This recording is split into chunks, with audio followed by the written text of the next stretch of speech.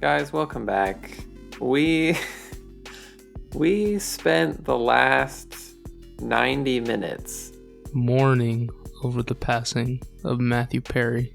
Could he be any more dead? Our low energy has nothing to do with the fact that we just spent 90 minutes battling our new NSA audio equipment. I believe they did send us defective equipment. They totally screwed us. Maybe you noticed last episode, maybe you didn't. This is the only conspiracy podcast that is sponsored by the government. And the benefit of that is everything we say is completely accurate and you should not question us. The downside is we sometimes get bogged down in this bureaucracy where we have to deal with, this equipment, it's the lowest bidder. And I remember seeing a review like years ago on the previous podcast that said something like, the host sounds like he's on Ambien. And so due to the late hour of this recording and our battle that we've just come off of, this could be more of an Ambien sort of episode. And I take Effexor, you take, experimental stuff. We're not even on Ambien, okay? We just have other stuff going on. We do. Matthew Perry's dead. Joe Biden's on our ass every single day. He wants us to hang out with Hunter. We don't want to hang out with Hunter. He's weird. He does heavier, more dangerous drugs. Our code names for this episode. You will be called Black Ambien. Great. That's a good one. I should be something related to the episode content. I will be the Yakubian, because today we're going to be discussing the Nation of Islam. Last episode we discussed the founder, Fard, and we are continuing the federal government's proud history of investigating the Nation of Islam with this episode today, where we will be getting into the actual beliefs of the Nation of Islam, what they're up to, their more modern history. Last episode, that was really the foundation for this episode. You don't really need to listen to the last episode, but it will provide helpful context for this episode. The Tale of Fard. He has got a good name, Fard. But we're moving on from Fard into the real Nation of Islam lore, if you will. People like to say lore now, and there's a channel on YouTube where I see this. It's called Real Life Lore. And when I see this channel name, not a lot of things on the internet actually succeed in making me angry. But when I see the channel name, and I've never even watched one of these videos, but when I see the channel name, Real Life Lore, which means history, it makes me a little angry. You should be angry. That guy's a tanky. Real Life Lore. And it's just like, oh, why is this country here? Yeah, most of his videos are just about borders, which is possibly some of the most boring lore we have. It's true, it is boring. But this lore is not boring. This is some of the wildest lore ever that I have ever discovered. So in the beginning of the Nation of Islam lore, which Fard graced us with about 100 years ago, there was the first God, the first Allah. This is what he taught all the black people in Detroit. So 76 trillion years ago, there's the first Allah. And he took on the appearance of a black man. Back then it was just a man. Yes, because this was the first being. Obviously he chooses a black man. And the reason he did this was because it represented the formless, shapeless black void from which he had emerged. But also black excellence and perfection. Yes, of course. And black girl magic. A little bit of that. Of course. We're going to get into more of that later. So after the first black man appears, there is then a succession of these Allahs, these sort of mortal gods. Allah Jr., Allah the Third, Allah the Fourth, and so on. Yes, and so the most recent the most recent one was, of course, Fard, who we discussed last episode. A la 420. Yeah. Remember when Fard told the cops, "Do you know who you're talking to?" Do you know who my father is? Do you know who my grandfather is? Do you know who my great-grandfather is? Exactly. That is because he was part of this line of Allahs. It's kind of like Avatar: The Last Airbender in a lot of ways. Okay, so I did say Allah 420, but which Allah was Fard? I don't know. I don't know if there is a set number of Allahs that there's been. Well, what's funnier, Allah 420 or Allah 69? I think 69 is funnier. Let's go with 69 then. So, the first Allah, the first guy, he created people, and he created the 13 tribes that were hanging out on the earth. And the 13 tribes, they were having a good time until a rogue black scientist, not Yakub is later, a rogue scientist blew up part of the earth, and it floated off into space and became the moon. So that's why the moon is there, if you've ever wondered. So why isn't there a big Death Star-sized hole missing out of Earth? No idea. That's not really addressed. Don't worry about that. So then the only tribe that survived this this cataclysmic event was the tribe of Shabazz. Maybe you've heard the term Shabazz from hip-hop music, if you listen to much hip-hop music. Perhaps you've heard of Shabazz Palaces, which is a very good rap group. I think there's 2 or 3 of them. They just put out an album actually a couple days ago, so the timing of this is very good. But anyway, the tribe of Shabazz were the only ones left, and they were hanging out in Mecca, just having a good time. They had a very technologically advanced society. These were not people who were hanging out in, like, huts and using fire. These people had, computers and stuff. They were way ahead of the game.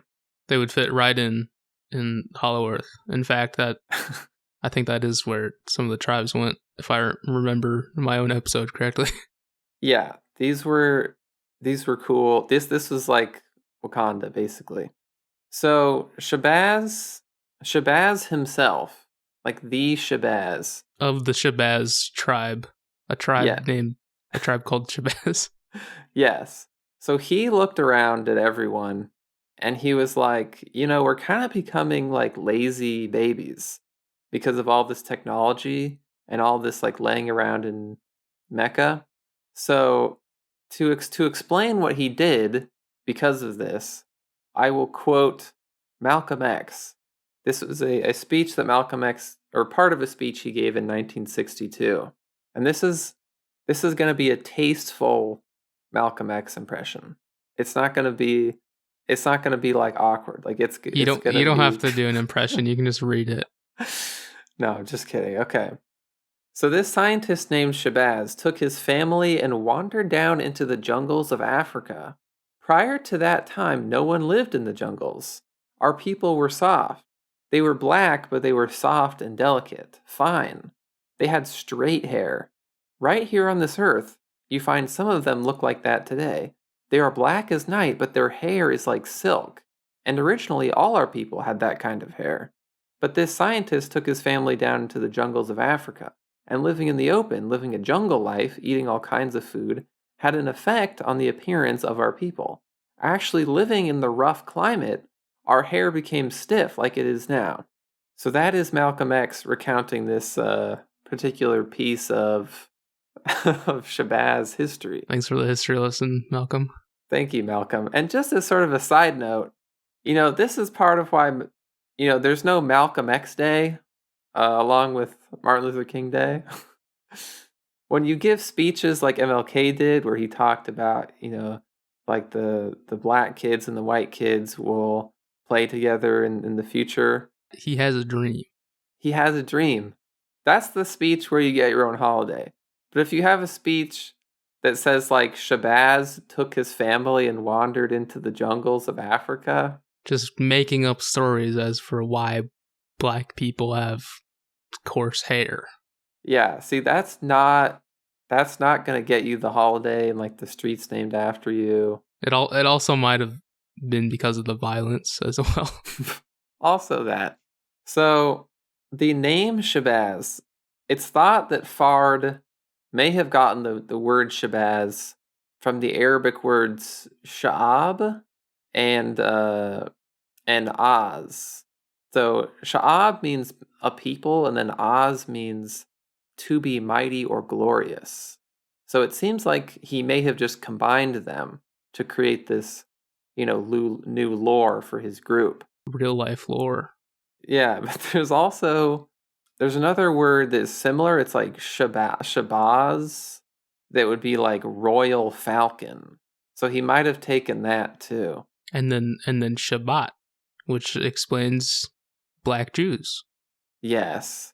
Fard definitely had some sort of like Muslim background or like Arabic language background. Even if he wasn't actually from one of those countries, like he definitely was part of the Moorish Science Temple, because you can see where he's getting some of this stuff. And who knows where he was from, because that was never really figured out. Yeah, as we discussed previous episode, he had like 20 identities. So now enter Yaqub, the villain of our story. If you have heard of any Nation of Islam lore, you've heard of Yaqub. So Yaqub had a giant head, and this was his nickname. His nickname was just like Big Head. Imagine Black Jimmy Neutron. Or really think more like Black Megamind. Right. And he had a giant head, and he was very arrogant, but he was also extremely smart. His giant head was full of knowledge.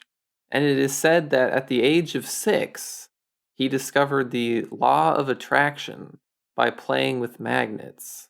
And he was playing with the magnets, and he thought, I should create a new people, a new kind of human who would be able to use like tricks and lies and manipulation to have this power of attraction over others. That sounds like a really bad idea, Yaqub. Yes, but he thought, like, this was his initial idea for the white man. He said, I will create the white man, and they will be like a sort of magnet to rule the black man. Wait, do you mean that Yaqub was conflating magnet attraction with, like, social attraction? Yes. Okay. Like, white people, and you can see this today when you talk to white people. They're like, dude, like, let's play, like, spike ball at the beach. Like, they try to lure you in. Let's play Monopoly. Dude, like, hop on TF2. Yo, let's go shopping. I took my dad's credit card. Exactly. They have that attraction, and they get you into trouble, and they manipulate you. Mind if I bring along my sister? Oh yeah, she's white. So Yaqub grows up in Mecca. This is pre jungle time for the tribe of Shabazz.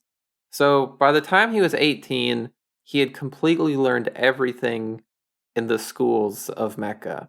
He had literally exhausted every thing you could learn in the universities. He'd maxed out knowledge. And so he decided to leave, and he took his followers and he went out to the island of Patmos. And there he sort of set up his own little government where he was like an evil scientist dictator. And he set about creating this basically sort of eugenics program. There's not a lot of evil scientist dictators in history. I mean, I guess Dr. Doom is one. Magneto, maybe. Not a lot. Magneto, Dr. Doom, Yaqub. Yeah, I guess most of them are Marvel characters. So then Yaqub lives to the ripe old age of 150, and he doesn't actually finish creating the white man in that time. Because obviously 150 years is not that many generations of people, and it takes more than that to create, an entirely new race. So 600 years later, his followers have kept up his eugenics program, and eventually on the island, you have a white race. So Yaqub is the creator of the white race. We were like a genetic experiment. Maybe you were. You're only 50% Yaqubian. I'm full Yakub. So the whites eventually leave their island and they try to go to Mecca to hang out with all the other Shabazz boys. But they get kicked out pretty much immediately because the Black Kings are like, you guys have got to go. This is horrible. You're too attractive. Yeah. And so the white people are banished to Europe and they basically just like live in caves and they're like dumb barbarians and they have like no society. They're just kind of running around. And the Black Kings, they keep them there by sort of patrolling the border of Europe, and it's basically like the white people containment zone. Even though the white people were literally designed to be like smart and manipulative and, you know, kind of not live in caves. Yes. They had not reached their full potential yet. Undercooked by the Yakubian tribe. Yes, the Yakub's designs had not come to fruition yet. For a while they were contained. And so Moses appears. He was black. Biblical Moses, yes, who was black. He appears. Everyone was black at this point. It was only black people and white people. Yes. So Moses tries to lead the whites to civilization. He tries to basically reform them and like get them to stop being like dumbass cavemen.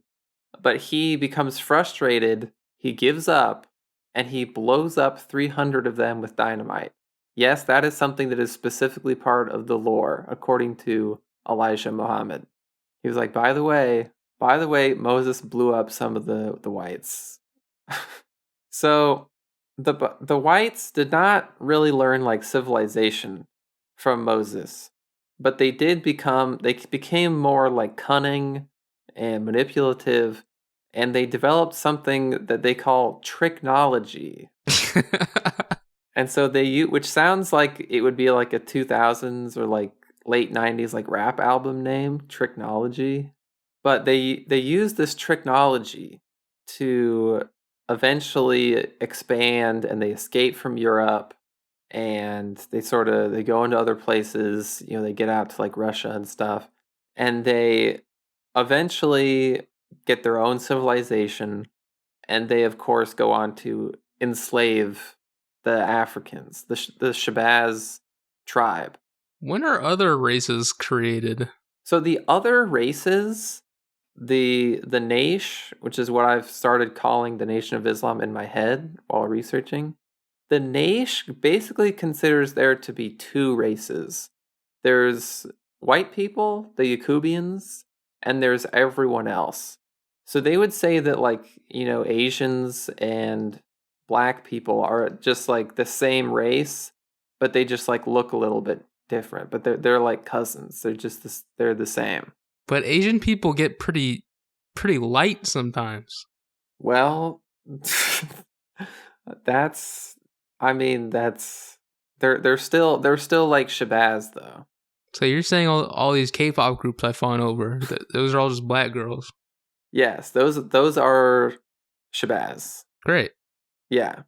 And so Jews, by the way, are just like a spin-off of white people, according to the Naish. Jews are Yakubian devils. Yeah. Damn. And so the last... Wait, what about black Jews, though?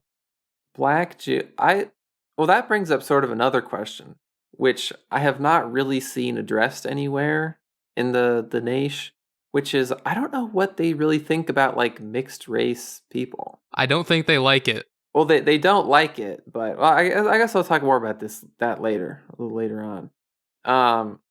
But the last thing Elijah Muhammad has to say about the history of the whites is that they did make an attempt to like genetically rejoin the black people, Shabazz, but they screwed it up, and so some whites turned themselves into gorillas. Now, did gorillas exist before this, or is that where gorillas came from?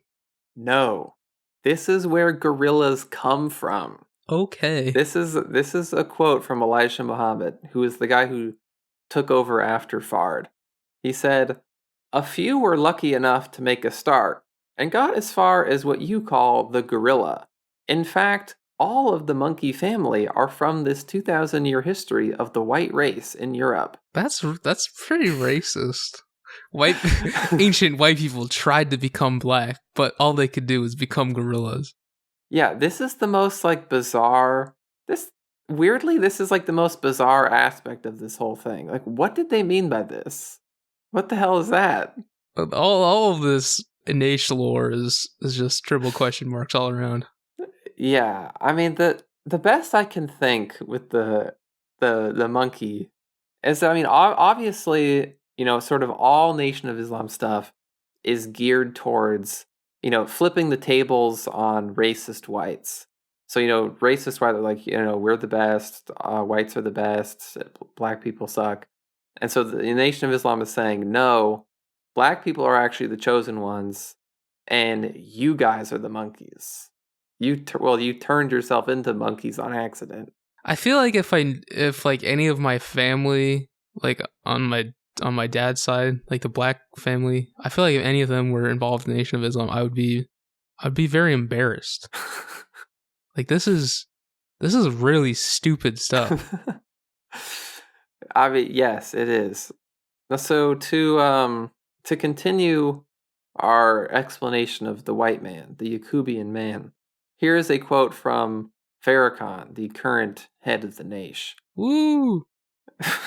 He said, "God say you're the real devil, and you damn sure are. Ain't another devil nowhere else. Ain't no use you get mad with me, white people. You are the devil. The only hellraiser on the earth. I'm not saying that you are responsible, because you are made devil. But I'm not gonna make a mistake in thinking that you can be made better through love." What? So he's sort of saying, like, I get that it's not your fault because Yakub just made you this way, but I don't have to like it. Sorry. You were born retarded and you'll stay retarded. That's basically what he said. Farrakhan obviously does not really care much for the Yakubians. The only, like, sort of white people they seem to be okay with is, I guess Elijah Muhammad at one point said that he considered, like, certain Eastern Europeans to be, like, Shabazians and not Yakubians. Like, Albanians, he said, were black and not devils. Good news, Albanians. Albanians have become, like, honorary members of the tribe. So other possible, like, Yakub inspirations are actually Jacob, like the Hebrew biblical Jacob, because the Arabic variant of that name is, I'm not really sure how to pronounce this, but it's like Yakub, which is obviously very similar. Yaqub. Yeah, so some people think that you gotta try to get your Middle Eastern tongue in there. I mean, what you have just said is probably more accurate than what I said. But basically, some people think that Fard might have seen that at some point and just changed it a little bit to Yakub. And you can see how they even have sort of a similar, like, role in the history. Jacob being sort of like the grand patriarch, and then Yakub sort of being like the dark, like, evil patriarch of the whites.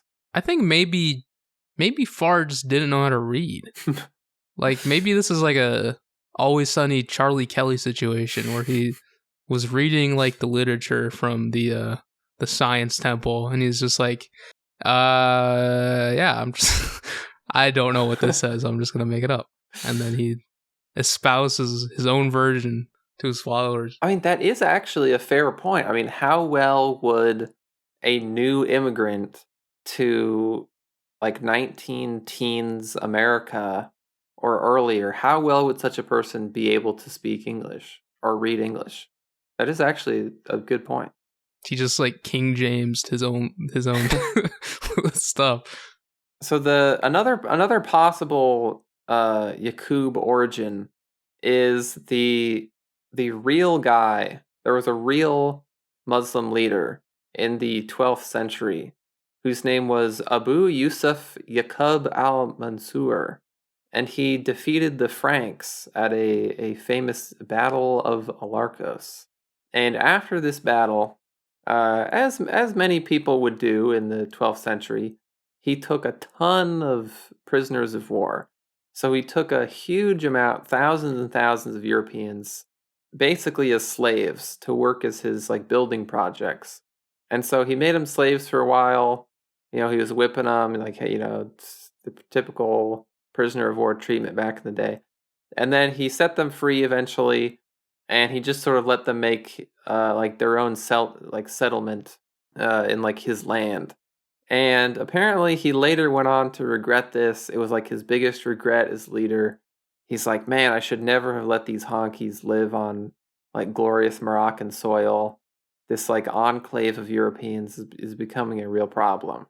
The Moorish Empire does not need this like white hangout just looming over us.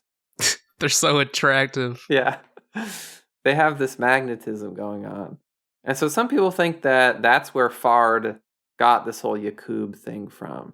From some guy just releasing a bunch of white slaves. Yeah, because that's probably like that's the most like that's like the best historical parallel from reality for the whole Yaqub thing. Maybe that was just history repeating itself. Now the whole Yaqub issue has been sort of a problem for the Naish.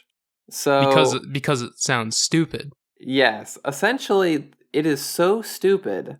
Because a child could pick apart the story. Yes.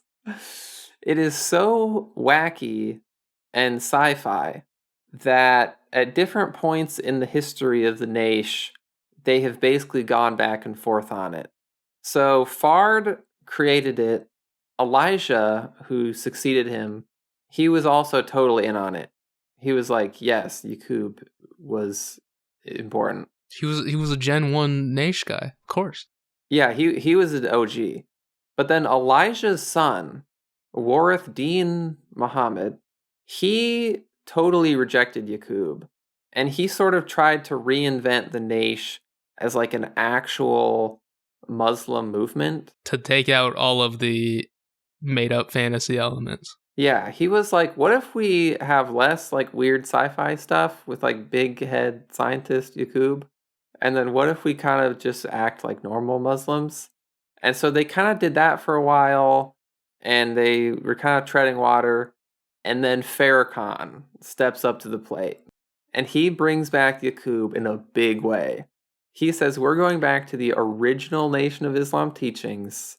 We're going back to Fard. If you want to be a regular Muslim, there's plenty of places for you to do it. But in this house, we are a science temple. In this house, Yaqub is an evil scientist.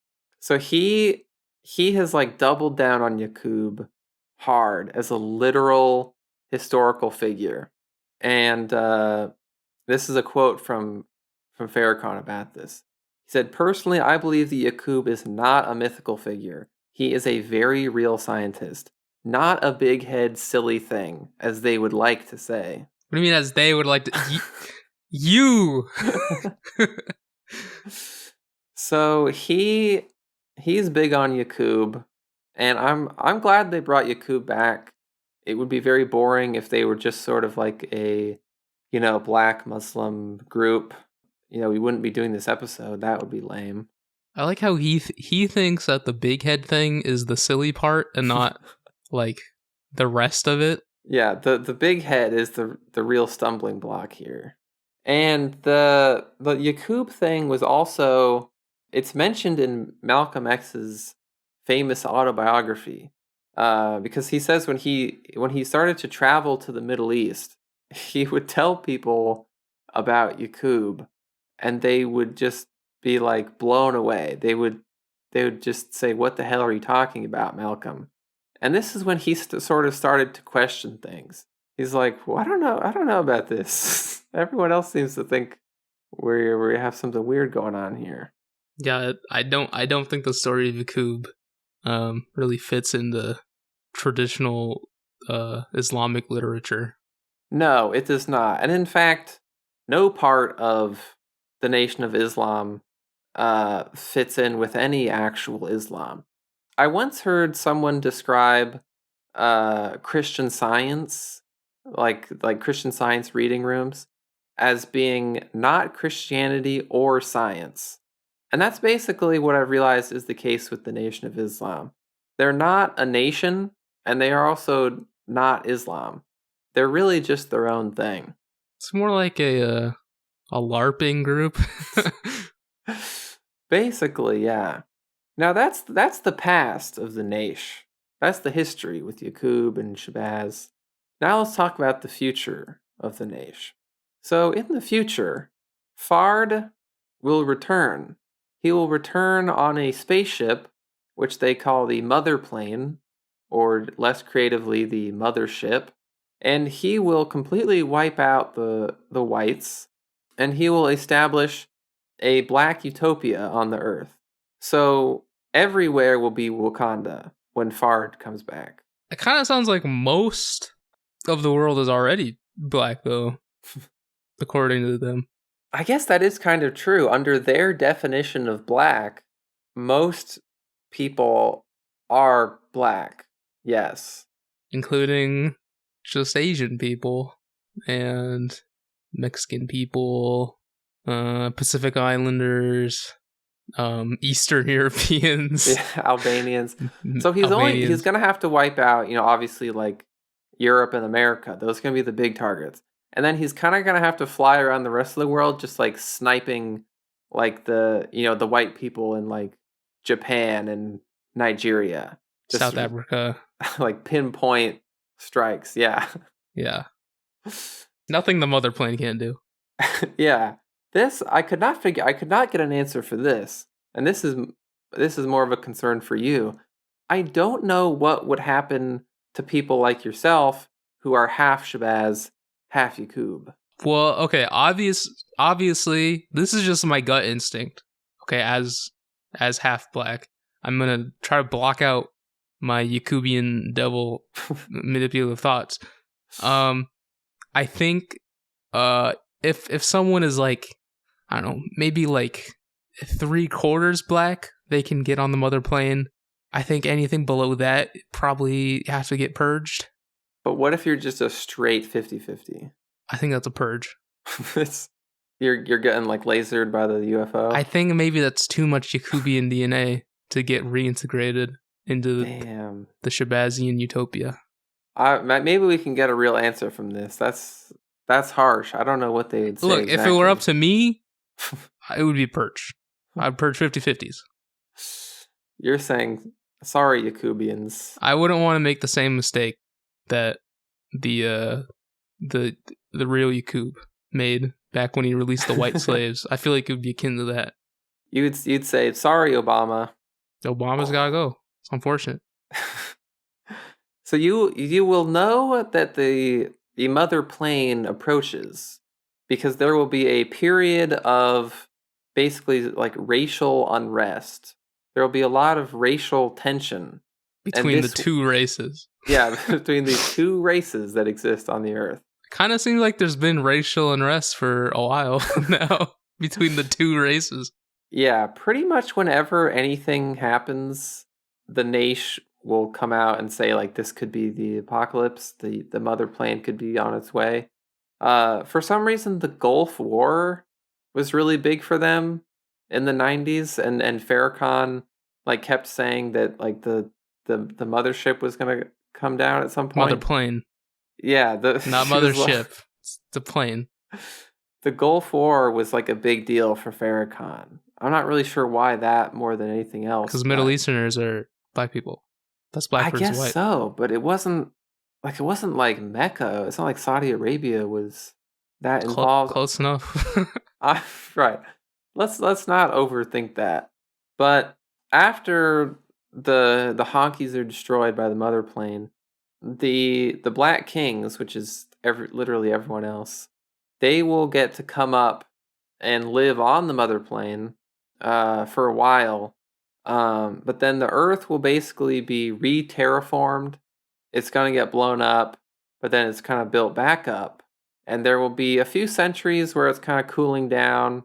The nukes will die down, and from the new Earth, it will be habitable again, and that's when everything becomes like totally Wakanda, like Black Paradise, and the people are like beamed back down. Sounds great. Yeah, it does sound great. Here's what Elijah Muhammad had to say about this.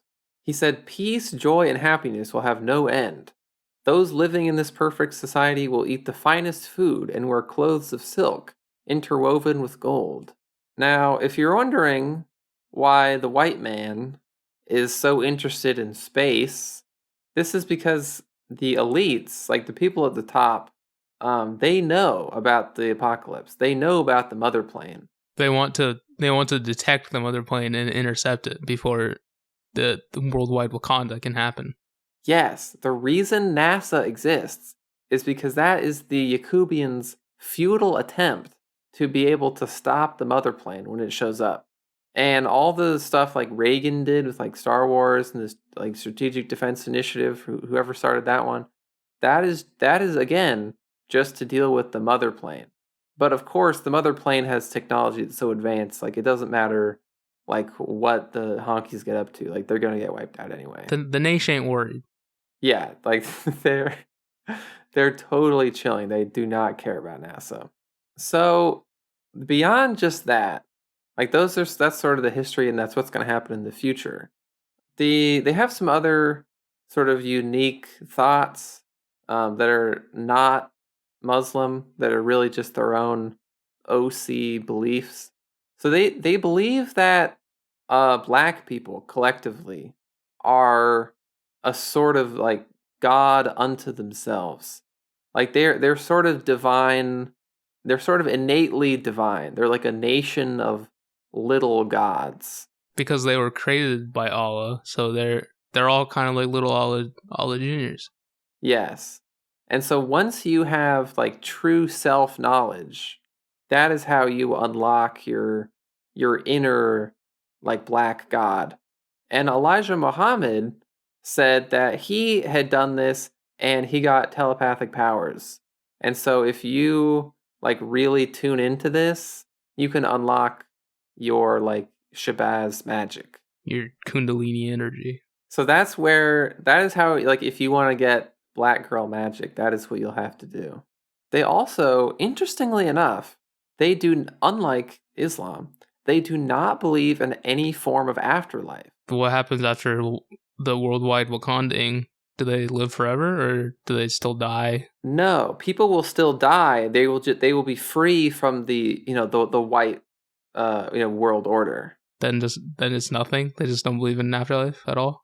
Yeah, I found that to be very strange. That feels like a missing element of your weird fantasy religion. Yeah, it's odd. It's really that's kind of the whole point of religions, is the afterlife aspect. If you're gonna make up all this stuff for like history, real world lore, but you're not gonna include an afterlife part. Yeah, it's really quite odd. The closest sort of parallel I can think of would be like pagan stuff. It's almost sort of a pagan thing to have the supernatural, but not have an afterlife. It's very odd. What is even the point in believing in niche teachings then, if not for some sort of cool afterlife? Well, the niche, this kind of gets into a broader point about the niche, which is that it's really more about the here and now. It's really more about self-improvement, because the big goal of the niche, like as a group, is they are black nationalists at the end of the day. They want their own separate country that could either be in America, like within the U.S. borders, like somewhere in the South where there's already like high concentrations of black people, or it could be in Africa. That would work for them too. Good news. There's a lot of pretty purely African countries in Africa. I know.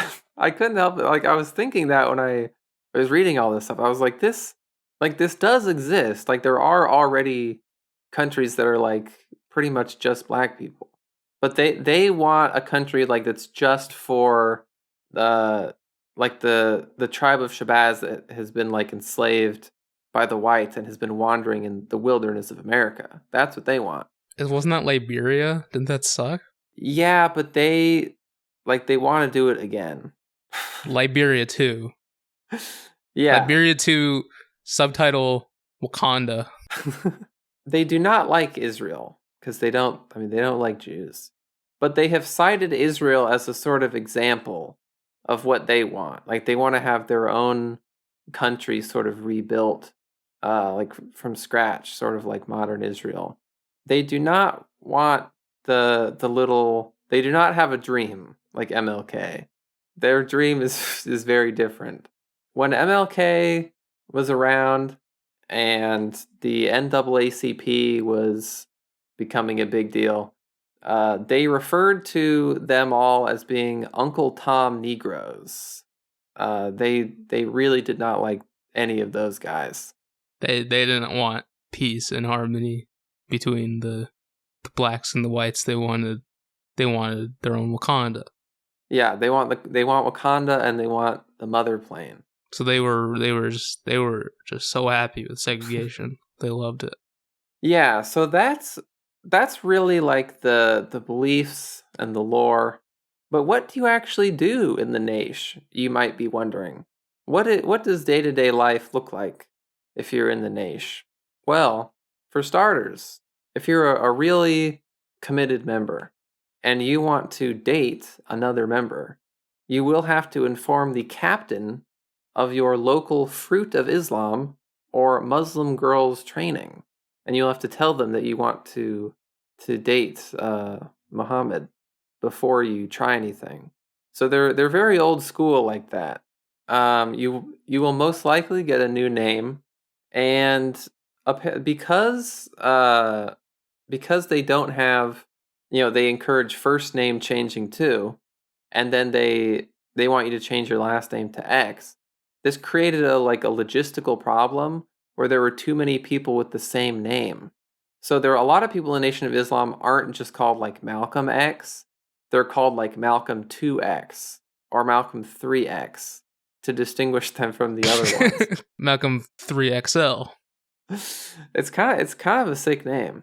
I think the Romans kind of figured this one out a while ago. And if you're in the Nation, it's strongly encouraged to never break any laws, to have a full-time job at all times, to always be very punctual, and to avoid buying things on credit. So you're not supposed to be in debt as a true Naish member. I think they would get along well with Jewish people. And you're also not supposed to gamble. Gambling is not allowed. Hey, that's one thing they share with actual Muslim people. Yeah, there is a little bit of crossover here and there. Probably on accident, though. Yeah. I would wonder what they would think about, like, I would say, like, I go to casinos, but I wouldn't say what I do is gambling, because I have a system, and I know the odds, and I've ascertained the odds. So, like, is that, like, what would they think about that?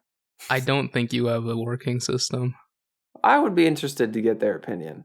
Vegetarianism is also encouraged, but not mandatory. Elijah Muhammad wrote that, quote, meat was never intended for man to eat. He wrote a whole book called How to Eat, How to Live, where he said they should mostly just be eating fruits, vegetables, some grains. So he wasn't on to keto yet. And if you had to eat meat, you could eat lamb. He said that was sort of the best of meat. Are vitamin supplements good? What do they think about medicine? They're fine with medicine, like modern medicine, but they're not really big on vaccines. Yeah. Elijah also said you should not eat dried fruits, white flour, or additives. Why not dried fruits? I don't get that one though. I don't know. Don't eat raisins. It's illegal. So he also said, because he was sort of concerned about like obesity and diabetes among the tribe of Shabazz. No sugar. Yeah, so he said the best thing to do is to only eat one meal a day. It's not where I thought he was going to go with that. No. He basically was on to intermittent fasting, like way ahead of the game. Probably shouldn't do that if you're also only just eating fruits and vegetables, though. That could be tough. I mean, he didn't really invent like fasting, but this is one thing where I will say, I think Elijah Muhammad is right, because I have been doing this for a while, and I do think it is better. You're also like Lankmaster 5000, though. Yes, but I do think eating one big meal a day instead of multiple meals, for me, I found it is like better for you. I realized I've been nonstop blasting the Naish, and I'm now supporting them on this. But this is something that I think is like who's gone native now, huh? This is something I think Elijah got right. However, he kind of exaggerates how good it is, just a little bit. He said if you did this, like if you do the one meal a day thing, you would live to be 150 years old. You'd be asleep most of the time, though. And then if you could become so powerful at fasting that you would only eat once a week, he said you could live to be 1,000 years old. No. I'm just going to go with no on that. I'm not a doctor, but I'm going to say no. The Nation also says no alcohol, no tobacco, no drugs, none of that. Which, I mean, that's probably pretty good advice. Yeah, except all the like old ladies who live to like 120, they're always like, oh yeah, I drink every day. Yeah, it really, I mean, so much of it is genetics. It's true. I think you're just supposed to drink wine if you reach 100. You're just supposed to drink wine every day, eat like shit, and you live longer. I think people have kind of gone back and forth on the wine thing. That or you are an Asian person. You're Japanese. Yeah. If you're white, drink wine. If you're Japanese, you're good. Just keep going. Keep doing whatever you're doing. Your diet is clearly healthy enough already. Oh, also if you're white, you also smoke. You smoke and drink wine. The Nation has created many companies. They have a restaurant chain, the Salam restaurant chain. Is it vegetarian? I don't think so. I didn't look at the menu, actually. That's funny. They have many bakeries called Shabazz Bakeries. They have a clothing line called the Fashan Islamic Clothing. They also have skin and hair care products called Clean and Fresh. And they own a mall in Chicago. They have a mall, a whole mall? Yes. That's not good. There's just a Naish mall in Chicago. They also have, I mean, more impressive than that, maybe, is that they own 20,000 acres of farmland. What do they grow? They just grow, like, vegetables to feed the tribe. They're very big into, like, self-sufficiency and sort of separating yourself from the white system and the Yakubians and just doing your own thing. They, like, if you've ever even heard of, like, the Naish, it's because, like, Farrakhan said something on the news. He, like, said something about Jews. But in general, the Naish is actually, like, not very political. They're not really involved in, like, electoral politics. They don't think that is, like, a useful thing for them at all. That's just Yakubian games to them. Exactly. That's, like, pure technology that the whites are using to mess with your head. Government is technology. Yeah, they're about, like, focusing on yourself, improving yourself, and just trying to form, like, a superior black system. It kind of seems like they should have already gotten their own compound by now. Just like a big cult compound, live together, and then maybe get raided by the FBI. it is kind of surprising that this hasn't happened. And I think the reason it hasn't happened is because, like, for the most part, they do keep to themselves. They don't really cause too many problems. Now, one big exception is what I'll get into right now. So the most famous Naish members ever are Malcolm X, obviously, whose original name was Malcolm Little, which obviously a lame name. I honestly never knew what his original last name was. Yeah, it was Little, like Stuart Little. Like Stuart Little. The other famous member was Muhammad Ali, whose original name was Cassius Clay, which I would say is also a pretty cool name. He was also very against race mixing. He was, and that the Naish kind of led him astray on that one. So Malcolm X, he did not stay in the Naish forever. He took a pilgrimage to Mecca, as I mentioned earlier, and people were telling him like Yaqub is not a thing in Islam, and he also said that he met a lot of white Muslims, and this made him less racist. Because he said, these honkies are all right over here. It never occurred to him that it could be possible. And then he's like, I'm confused. Yeah. And so he would eventually leave the Naish and just become like a normal Muslim.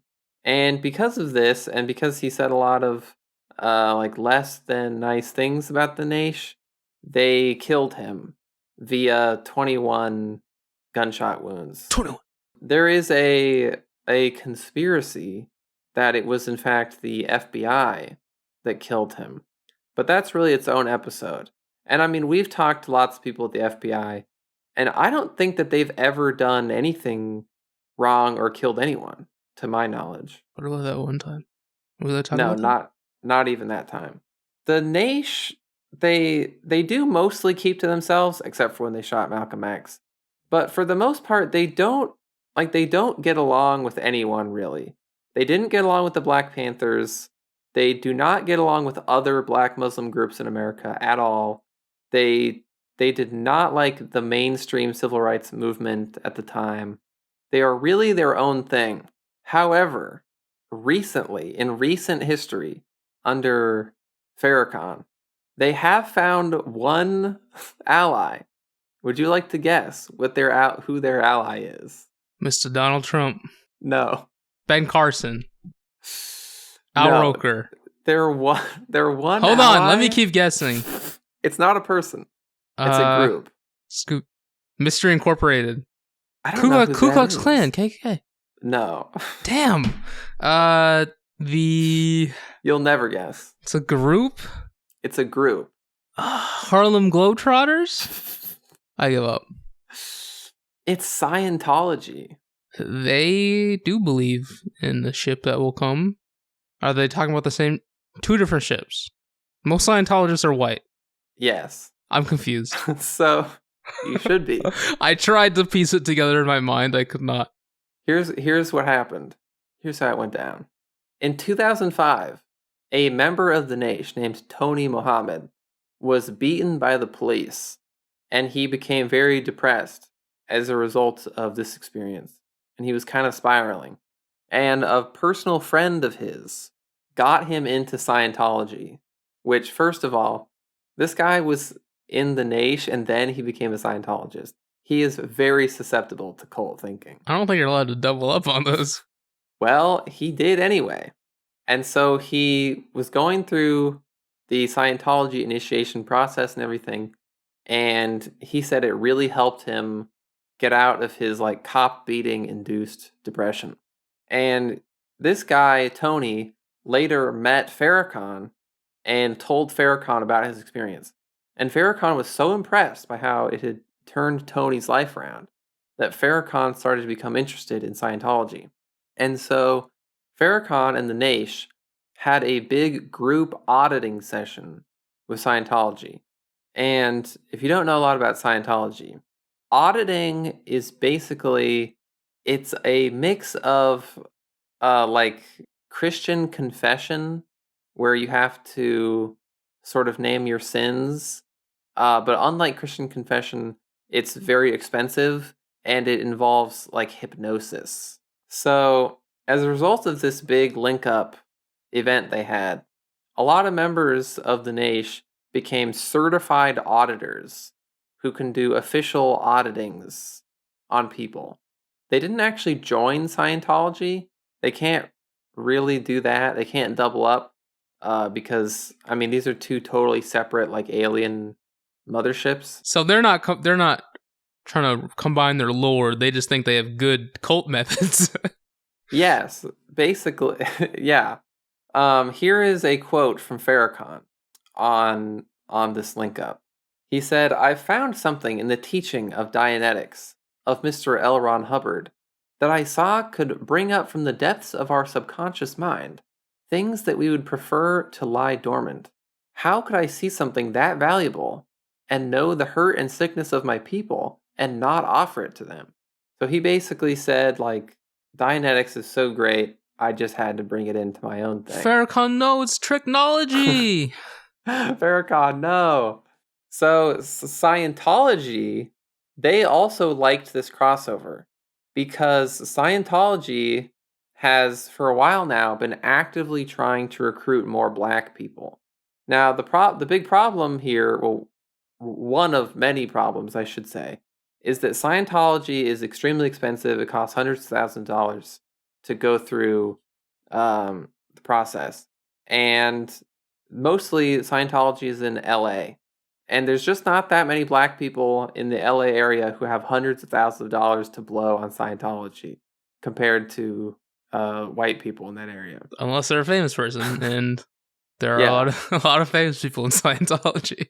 Unless you are Will Smith, you might not have this kind of cash lying around. So here is a quote from a guy named Marty Rothbun, who used to be a high-ranking guy in Scientology, but he defected. He was in that Scientology documentary. Yeah.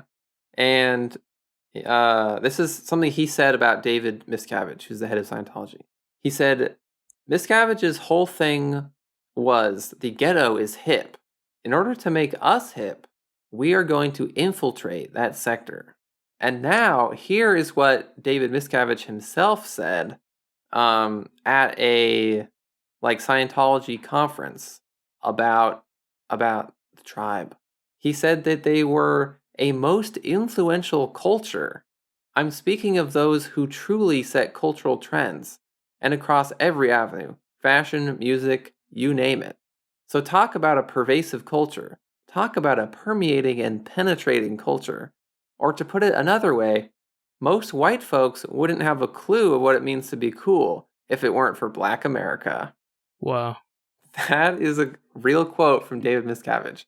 And I could not think of any real life thing that has more stronger Get Out vibes than that. I don't know if we're allowed to talk about Scientology though. You know, our boss, Joe Biden, he is a Scientologist. Well, hold on. We haven't said anything bad about Scientology. I know, but I don't think we're allowed to talk about it at all. Well, can we say this? They are clearly inclusive, and they want to be diverse, and they want to help people of color, and they want to help Farrakhan. Bunch of honkies. So that is like what the nation has been up to most recently. They're linking up with Scientology. That's bad. They're using one of the most powerful technologies out there on their own people. They are now. That's messed up. The only other times you'll really ever hear about the Naish, because they keep to themselves so much, is again when Farrakhan says something about the Jews, or when Obama was running for office, there was a picture where him and Farrakhan were in the same room, and so Farrakhan was kind of in the news again. Farrakhan must be having a field day right now. Oh yeah, it's kind of a good time to be Farrakhan. He's he's probably just typing up a bunch of dunks just to read off. He probably is. Now the next episode, I think for now this is going to conclude our Black Conspiracy series. Not because we've covered every Black Conspiracy, But just because there's things that are they're more pressing on my mind that I would like to discuss. Do you have a sneak peek? No, I want it to be suspenseful. Will you tell me? No. Damn. That concludes our niche discussion. You can listen to the previous episode if you want to get the full story. Please tell people to join the niche. No, tell people to listen to this podcast. We have there's like listenership goals that we have to meet as per our boss, and we are not hitting them. We are going to be sent to Guantanamo Bay. Yeah, so I'm not trying to sound like panicked, but this would be a good time to like force people that you know personally to listen to this podcast. And emails are now back open to white people. Yes, Yakubians can email us now if you have suggestions for topics or questions about our operation or anything like that. If someone, like, if you tell someone to listen to this and they're like, oh yeah, haha, like, I'll listen to that. Like, don't settle for that. Be like, well, when are you going to listen to it? Okay, do you know where to find it? Like, get aggressive. Like, get up in people's face when you tell them to listen to this. Threaten them. Threaten them. Anyway, that's all for this episode. Do you have anything else to add? Love you guys. Love you, Yakub.